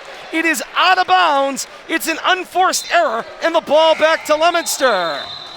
And the ball was blown ready for play before Carr got to the table, but they will allow the substitution. 2:08 to play in overtime 2. Ay, ay, ay, ay, ay. Aye. 2 minutes and counting. 63 all. This is Johnson for Donna. Donna for Donna. And they play catch. 1:52 to play here in overtime 2. Justin Donna over his head. One bounce, come to Jack Donna. Jack Donna goes for McCormick. And back to Jack Donna. Bounce it on the floor. Swing through Jack Donna, then Justin, now McCormick. Waits for the defense to jump up. Takes the 3. Harper the rebound. 93 seconds left in overtime number 2. We're stuck at 63. Neither team scored yet. Might take only one basket to win this game. Overtime period number 2. Chasen stands at the half circle. Through the lane, spins up on the rim, and it will not go. Bobbled rebound, lost out of bounds by Carr, and it's Wachusett basketball. Could not find the handle right there. Carr will head to the bench. Hawes back into the game. A little offense for defense maneuver for Coach Crutchfield.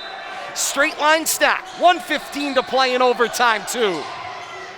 Zingarella gets the inbound into a triple team. He's caught on the left block. He'll bounce it out for McGeary. Zingarella comes loose. Left corner working on Dada. Dada up on the body. Crochet now back for McGeary. And the reach-in foul is called by Johnson. 63 all. 1:04 to play in overtime number 2. Going to put the Mountaineers at the line. 1-1. 8th foul for the Blue Devils.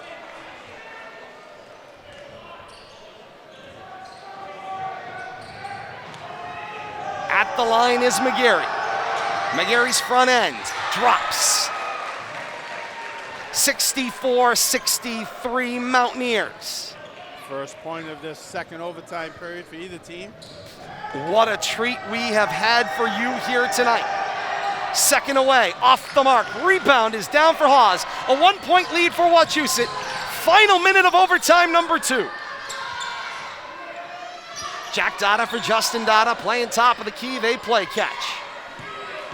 Comes to the near side, McCormick. Back for Dada. Back and forth they go. Shot away, Dada. Thought he had it. Backpedaling on defense, chasing the rebound. Leominster needs a stop and another opportunity. This is Johnson. Working on Zingarella. Swim move around. Down the lane kick. Find Crochet. Crochet for Chasen. 20 to shoot. 27 seconds to play here in overtime 2. Chasen. Off the screen from Zingarella. Throw it back to him. 10 to shoot. 18 to play in the quarter. The drive down. Kick Zingarella. Put it for Harper. Harper caught in a double team. 3 to shoot. Zingarella with a big kick. Hard in and out. The rebound action continues. Dada into the front court. 4 seconds. Now 3 seconds. Now 2 seconds. Jack Dada for the win. That one will not go. Leominster scattered at the end. Wachusett a winner. 64-63 in double overtime. Wow, I'm speechless, Todd. Blue Devils had a chance there at the end. Kind of had about 8 seconds left after they got that rebound. Just couldn't figure out what to do with the ball. Ended up with a long three-pointer, couldn't convert. Comes down to that last second shot. What a game.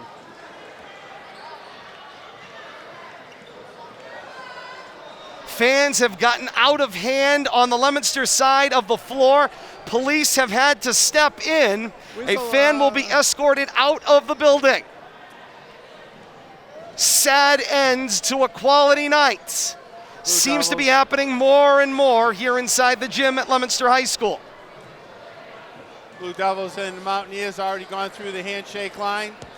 Coach Gibbons coming over. We'll get him right now, Bill Thomas. We will not Love to have a word with Coach Absolutely. Gibbons. We won't make him wait. He'll come up to our courtside broadcast position. I'm going to give up my spot for this, but I'm going to hang around. Absolutely. I wanna listen. Kate Robbins standing by. A 64-63 Wachusett win in double overtime. Coach Tom Gibbons working his way into position to join us. Kate Robbins stands by back at the studio with the full stats for you. Stand by. Coach Kevin Grutchfield will join us from Leominster as well as we continue on here live on YouTube, Facebook Live, and Twitch here on RFM tonight and in delay with our partners at Leominster TV. We welcome Wachusett head coach Tom Gibbons to our broadcast position. And Coach, a double overtime win tonight. You improved to 6-9. In our email exchange, you said we had to have it. I don't know if this is the way you would have diagrammed it, but it's another great basketball game between these two schools. An instant classic. Absolutely. Between two league rivals, and well officiated, well played, and we were just fortunate to make one more play than they did. And tonight, you certainly seemed like at points your offense was clicking up and down the floor. It seemed like it was working the way you would have wanted it to work. And then there were these sections of the game where you sort of disappeared. Yeah, and Zingarella was great. You know, we just needed to make shots to finish him off there at the end of regulation. And Aiden made a big play, and Jakey, you know, we had some tough things happen to us. Both teams did, you know, but it's how you react to those plays. And Marjus made some big threes, and then he got hurt, and then we never went back to him. You know, he said it was okay, but you're hesitant, you know, once a kid turns his ankle like that. And but he played great for us. He's a sophomore. We brought him up from JVs when Tuck left. So he really stepped up. We got a lot of contributions, and what a win. Really great regular season win. This was the kind of win, as you look through your year, your team has needed as a catapult here down the stretch. And, of course, I looked at what's in front of you, and it's sort of, I have to have this one, I have to have this. You have to have them all. So tonight, you got the first one, 3 more to go. We wanted to go 1-0, you know, and that's what we're going to try to do the next time we play, which is a week away, which we might need a week to recover from this one. I understand. But 1-0, just go 1-0. And on the road here against this team, that's a great really great win. I'm proud of our guys. I don't want to miss the opportunity to ask you about Tucker McDonald. Obviously, we shared the information you shared with us. It's a phenomenal story. As you said, it's not an opportunity that an athlete can look at lightly. They don't come along often. This isn't Texas, California, Florida. This is Massachusetts. When that opportunity comes, you couldn't pass it up. You guys 100% behind. Yep, 100%. He's going to do great things. You know, Morrow wants him down there, and they like him, and he's got a chance to take the reins down there. And you saw what he can do on the football field and anytime he competes. So, no, we wish him the best, and we're happy for him. So, and I'm sure he'll be happy for us tonight. I have no doubt. I'm told he was in the streaming audience tonight. So a win over Leominster here in double overtime tonight. As you said, the next thing on your schedule is a Valentine's Day matchup with a Fitchburg team that is making some noise in Division II as well. This is certainly no cakewalk. Then you're at Framingham and at St. John's Prep. And I'll ask you this as sort of the parting question here. The schedule matrix, if you will, has changed dramatically. And not only does every Central Mass game matter, but you've also got to put together the right combination of games on your schedule to make yourself worthy of qualifying. It's a hard balance that you coaches have got to try to strike, working with your athletic directors, find that right combination. And by the way, Division I's not exactly a gift for your school to compete there either. You know, and another thing is that if you won your league, tied for your league title, won your league title, and even if you finished second in your league, you qualified for the tournament. That's no longer true. You got to get your 10 wins or finish in the top 32. So, like I said, we're going to just take them one at a time. Tonight was a big one, and we'll see if we can build off it. Coach, thank you so much for joining us. Best of luck the rest of the way. Coach Tom Gibbons from Wachusett joining us after a double overtime win here inside the gym at Leominster High School tonight. 64-63, Wachusett a winner. They improve to 6-9. We're going to reset things here inside the gym at Leominster High School. Kate Robbins is standing by. She's got your stats coming up post-game. Coach Kevin Grutchfield on deck as well. We'll have him for you here at our courtside broadcast position. Stay with us. 64-63. Wachusett a winner in double overtime. More to come. This is high school basketball on RFL. Back inside the gym at Leominster High School, 64-63. Wachusett tops Leominster in double overtime tonight. Just because the action ends doesn't mean we do. Post-game rolls on here on RFM and in delay with our partners at Leominster TV. Todd Robbins alongside Bill Thomas, Kate Robbins standing by back at RFM HQ. And Kate, I'm going to bring you in to join us on this one. Get your thoughts on what you saw down the stretch here. It just seemed like Leominster got a little stuck down the stretch and in the end didn't make the shot when they needed it. Well, not only that, they were not able to get the ball into the hands of their tried and true senior leader in Justin Dada. Obviously, the Johnson three to end the first overtime period was epic. Not necessarily the person who you are looking for in that situation. Same thing down the stretch in the second overtime. Justin Dada in the second half was essentially limited to just 5 points, and all of them came in the fourth quarter. So whatever halftime adjustment Coach Gibbons made was absolutely pivotal because Dada scoreless in the third, 5 points in the fourth, no points in either overtime period for Justin Dada. So the halftime adjustments for the Mountaineers certainly proved to be successful because they were able to hold Dada to 23 points total in the game. 18 of them came in the first half, and 12 of those came in the first quarter. So at first, they did not have an answer, but they were able to shut him down almost entirely in the second half and both overtime periods. And it was a blistering pace for Dada in that first half, and it's almost as if ran out of magic going into that second half. And in some ways, the shots that were falling weren't, and I agree with you, Kate. You got to credit Coach Gibbons and his staff. The adjustments they made, the execution by the players certainly put Dada at a disadvantage, which forced Leominster to have to look elsewhere. And you said it, that we went to a second overtime simply because Jaden Johnson made a shot that, by all intent and purpose, on most nights, doesn't go in. it was off balance. Leominster was sort of stuck and kind of locked on this left side of the arc, kind of right here in front of us. And then somehow he swim moves in the air, throws it at the basket. It goes. You're able to defend the final second and a half after, some fireworks there. You go to overtime number 2, and Leominster just ultimately didn't have it. While we await Coach Kevin Crutchfield joining us, Kate, let's get the complete stat recap of this one. All right, let's take a look first at Leominster's side of the ball. Team totals first. My stat sheet is an absolute nightmare. 2 overtime periods. Super fun to add on your hand-calculated stats, but we'll do the best we can. Team totals first for the Blue Devils. 23 rebounds, no steals, 15 turnovers. They were 5 of 7 as a team from the charity stripe. That's 71%. Individual notable statistics for the Blue Devils. The big 3, as I will call them in this game, McCormick ends his night with 16 points. He had 11 points in the first half, but ends his night with just 5 more. Ends his night with 16. Dada, again, ends his night with 23 points, 18 of which all came in the first half. Johnson ends his night with 6. Carr ends his night with 8. Hawes ends his night with 10 points. All of his points came in the second half for the Blue Devils. So it was essentially a story of halves. McCormick and Dada were lights out in the first half for the Blue Devils. Johnson and Hawes do the yeoman's amount of the work in the second half for the Blue Devils. But if you are able to keep McCormick and Dada quiet, that's been the Achilles heel for Leominster. That's been the kryptonite for the Blue Devils all year long. And Coach Kevin Crutchfield has talked about it time and time again. They need more people, both in the starting lineup and coming off the bench, to make contributions to the offensive stat sheet in the way of points.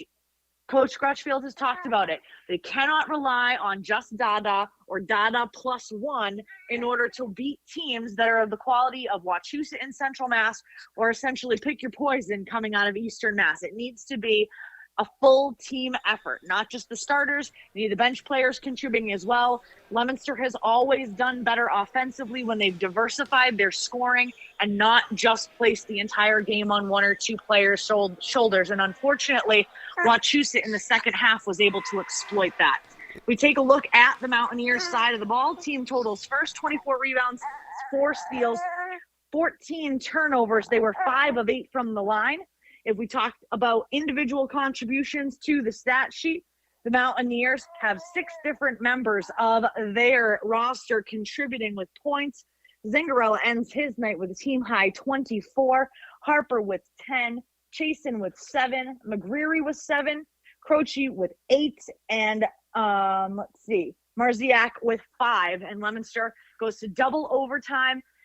Wachusett able to eke out a squeaker. It was a 1-point victory. Wachusett moving on, needing every single victory that they can get. Leominster looking to improve on a little bit of a skid that they've been having over the last few weeks. Todd? All right, Kate, thank you so much. Back at RFM HQ tonight, you and Little P, time for those 3 Bs, book, bottle, and bed. And I'll see you at home in a little while. Great job as always. We'll talk to you on Friday night. Happy birthday again, Dad. Oh, thank you so much. Appreciate that. And joining me here at our courtside broadcast position, Leominster head coach Kevin Crutchfield. And Coach, double overtime. It was incredibly exciting. We'll get to sort of the finish in a moment. Let's talk first up front about sort of how things developed at the start of the basketball game. Teams exchanged these sort of turnovers right off the bat, and then all of a sudden the basket started and sort of a tennis match ensued from there in the early going. Yeah, absolutely. And first of all, happy birthday. Thank you. Congratulations. Appreciate that. Thank you. Yeah, this was 2 teams that were playing for the league championship. You know, both have 1 loss, and for a lot of reasons, this is their season. So I knew we were going to get their A game. I think we got their A+ game tonight. I mean, they hit some really tough shots. They hit a lot of threes. We were inconsistent with our pressure. We sometimes we were getting out on it, sometimes we weren't. You know, we made some mistakes, but and I give my guys credit. They left everything on the court. Wachusett, they came at us and they hit shots when they needed to, and we had a shot to win it at the end, and it just didn't fall. Justin Dada has an amazing first half. What did they do in the second half to make his life more difficult? The zone. The zone was very. They're long and they're quick, and they extended it, and we sort of just got into this routine of playing catch with it instead of attacking. To counter a zone like that, you've got to get the ball inside. If you don't have an inside presence, they can just go out on Dada all night, and that's what happened. We had a couple of big hoops from Dylan Carr and from Chase. I mean, they worked hard to get, but we got to get consistently. We got to get an inside game if we're going to be effective. And when that inside game was working in the action tonight, it was incredibly effective in opening up those opportunities on the outside. Defense has to cave back in and creates more space on the outside. And your inside presence, when it works, you've got strong players who can make baskets. And I want to say one of the adjustments in the first half that stood out to me was, of course, Zingarella's playing phenomenal. Yeah. It was on the defensive side of the floor. I noticed when you started to move players around and Ricky Encarnacion comes on the floor and you go with the physical Zingarella matched up against the physical Ricky Encarnacion. It was a fun battle, as we expected it would be throughout the night as well, and he did his yeoman's work to slow down Zingarella. Yeah, he was really on tonight, Zingarella. That's as well as I've seen him play. And the plan going in was just constantly throw, like Ricky at him, throw Chase at him. Dada knows him from AAU. He knows all his moves. We threw Dada at him. I mean, it didn't matter what we did. He was hitting some big shots. We wore him down, but he was still able to be effective, even though he was tired. Second half, things are a little bit different. You go down the stretch, and really you can sort of eliminate they didn't really exist in the third quarter. They depart in the third quarter. You pad a lead. Yeah. And then all of a sudden in the fourth, here they come charging back into the game. Game goes into overtime. You get down to, of course, the closing seconds of overtime number one. I'm sure when you took the timeout over there, there's a play you drew up. Yep. I'm not sure that it's the play that developed on the floor. No, I'm Right. quite sure. It wasn't the play that developed on the floor. But you get Jaden Johnson tonight, who as a sophomore, you give a start out on the floor. Yep. And it took a lot of basketball for him to make his presence felt, but it was probably the most important basket of the night because it forced the continuation of the game to a second overtime. Right, and we were hoping they were going to go man. So the play I was drawing up was against man, and they stayed in the 3-2, which is risky because then now you're opening up. Somebody's going to have to hit a wide open shot, you know. But yeah, we're trying to get these young sophomores. We're trying to get them in the mix and get them experience, and you know they will have their issues now and then. But Jaden's going to be a special player. He's got 2 more years after this. I think he's going to be like an all-league type of kid. Jack Dada's going to be good too. He's still learning. He's trying to run the offense. You know, and then our shot selection was bad tonight. You know, we took a lot of bad shots, and so that's something we got to work on if we're gonna be effective the rest of the way. Indeed, and then of course down the home stretch, you get that in the double overtime. You come up 1 shot short Yep. of where you want it to be. So reset out of this, coach. Back-to-back nights. You get a win against St. Paul on Monday. You lose in a heartbreaker in double overtime on Tuesday, and then it's arch rival on Friday on the back end of a doubleheader. Another one of those exciting nights for Central Mass basketball, and another game that you all have to have as you're working your way through a difficult Division II picture. It's a very different picture than last year's was. Absolutely, you know, and the schedule has been really tough, and every game has been a battle. We haven't had one easy game this season, so I expect Friday to be a war, much like tonight was. And you know, we need to hit shots, and we need to take better shots and play good defense. But I like my team. I think we're gonna have 2 good days of practice, and then we're gonna get after it Friday. And then, of course, looming on the outside, the last thing I will ask you about is, of course, Justin Dada, who we've been watching since it feels like forever. But he's only been here 4 years. Right. It's 4 seasons. It seems like 10. Indeed, it does. And he is on track to be the second male athlete in varsity basketball to go over 1,000 points. First one since Brian Turbide in 2011. Passed Brian Haschig tonight. Second all-time leading scorer in boys basketball. Just sort of, we're not at postscript yet. Throw a little side comment here in on obviously Dada, the special chase that he's having. Sort of a great honor to reach this opportunity in your career. Yeah, and you know, it's I don't talk about it because I don't want to jinx anything. Of course. We don't talk about 1,000 points. I can't imagine. But the fact that your best player is such a good kid. You Yep. know, and he's had an unbelievable career. He's worked really hard. Like tonight, I felt bad for him. He had some good looks, and he just couldn't knock the shot down. But when your best player is such a good kid and he cares more about his team than himself, then you're really lucky. Because I've had the opposite, and Sure. I know a lot of coaches have had the opposite. So I'm grateful. You know, it's a great family. His dad's on my staff. He's a great guy. Jack's coming up. He's going to be a good player. But yeah, it's a special. I know the family's very excited about it. So it'll be nice when we can actually talk about it. Of course. But I don't want to talk about it till. I understand. Don't worry. The banner, it's in the witness protection program. Right. I said earlier. Yes. If you can find it, Right. we can bring it up. I saw a Right. picture of it tonight, Okay, so okay, it yeah. does exist somewhere. Yeah, Barnaby likes to show the picture to everybody, but nobody knows where the flag You is. think where it actually physically is, Coach? Thank Yeah. you so much. Appreciate the smile. Good luck. We'll see you on Friday night. All right, happy birthday. Hey, thank you All right, so much. Family, I'll be home in a little bit.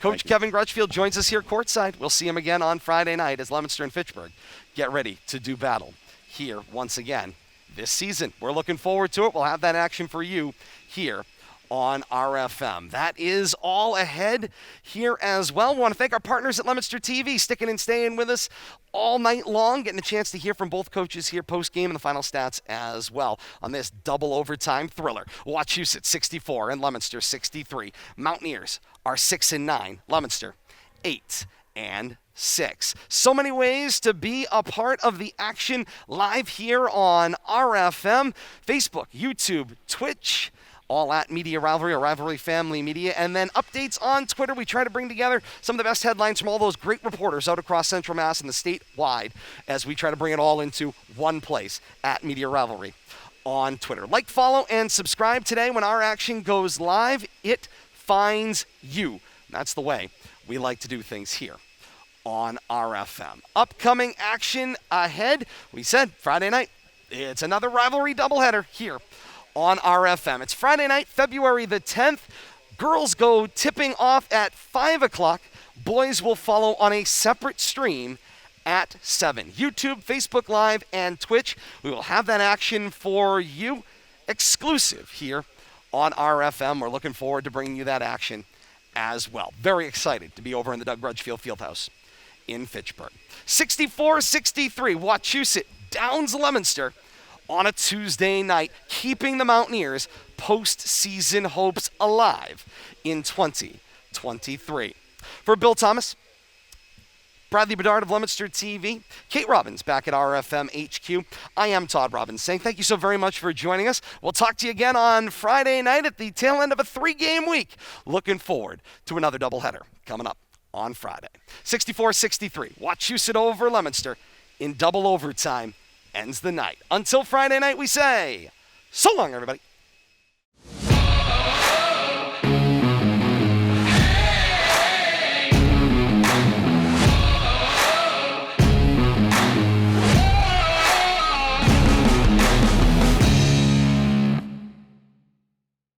LTV Action Sports is brought to you in part through the generous support of these Leominster sponsors. MP Crowley Company Incorporated, www.mpcrowleyinc.com.